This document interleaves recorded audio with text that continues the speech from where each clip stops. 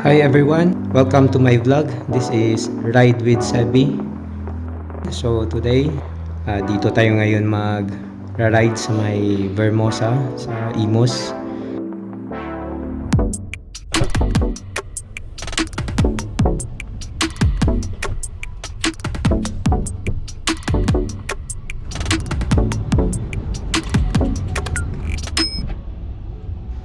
So medyo maraming nakapark, kaya tinanong ko si Manong Guard, sabi niya meron daw event dito sa may Vermosa ngayong fun run, kaya medyo half lang yung ma-occupy natin for cycling, pero enough na rin yun para mapawisan tayo at magawa natin yung pacing natin.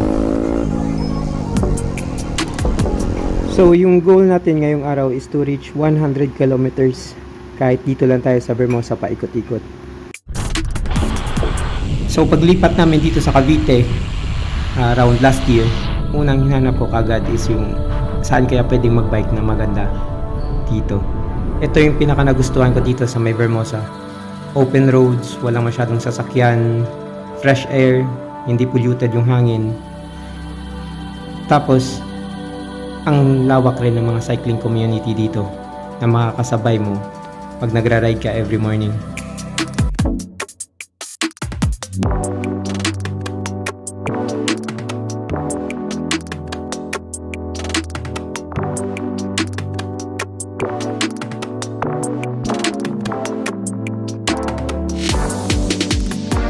At ang lalakas ng mga siklista dito sumipa. Hindi masyadong halata na wala sila masyadong ensayo.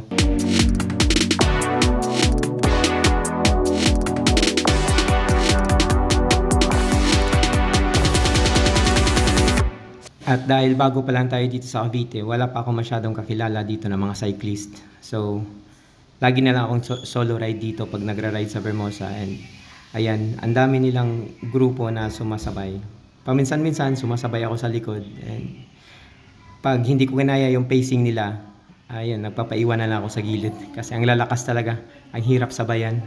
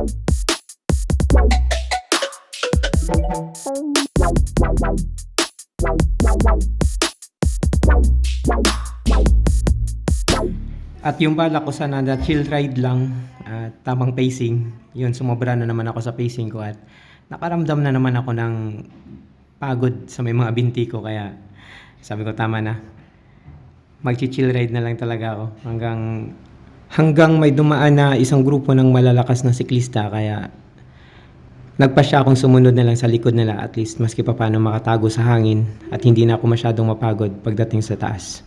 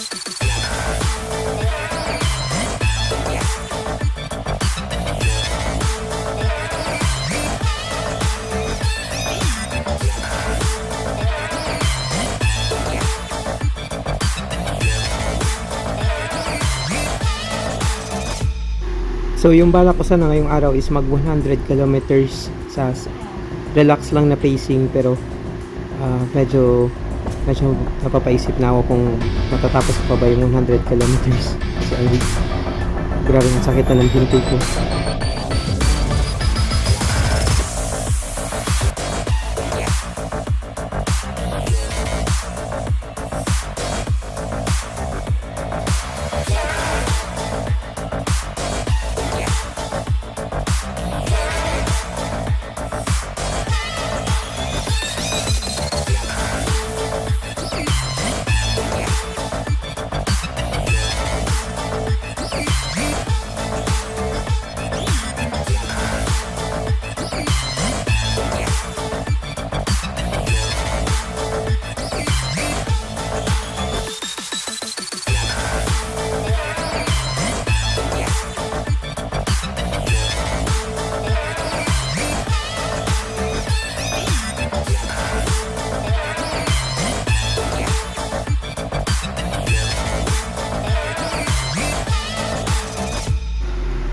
Sa wakas, narating na rin namin yung dulo, and maglo-loop na lang ako ng ilang loop na para makompleto ko yung 100 kilometers.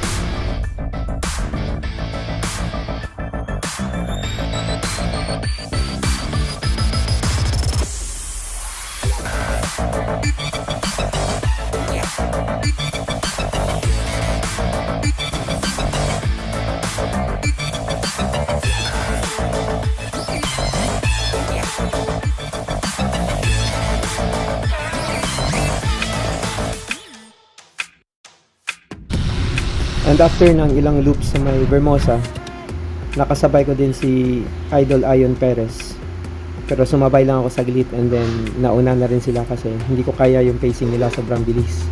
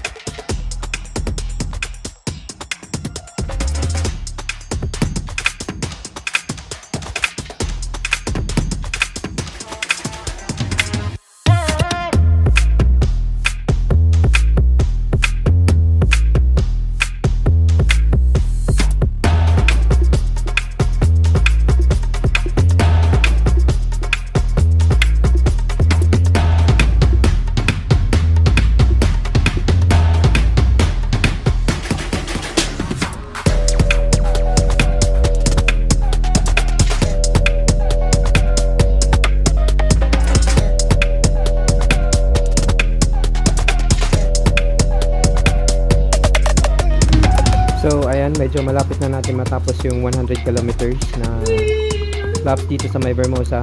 So tinatapos ko na lang, and then after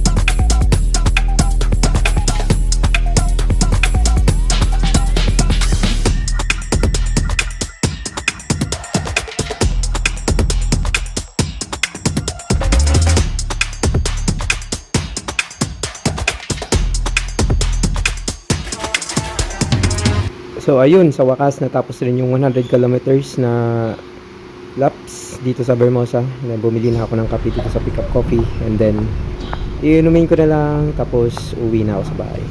See you again. This is Ride with Sebi.